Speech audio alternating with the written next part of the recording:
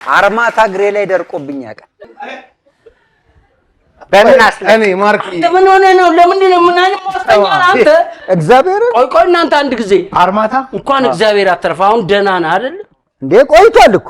ምን ያህል ደቂቃ ብትቆምበት ነው እግር ላይ የደረቀብህ? ሲሚንቶ ለመድረቅ ከ30 ደቂቃ በላይ ስታክ ማድረግ አለብህ። አዎ እሺ።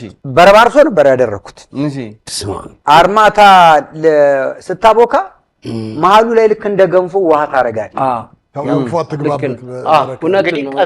ሁሌም የምመኘው እኮ ውሃ ታደርጋለህ እና ቅቤ ቢገባበት ከዳር ሆኜ አጭር አካፋነችና ከዳር ሆኜ ስታቦካው ሳቦካት በአንድ በኩል ፈሰሰች ነዳብኝ ማለት ነው።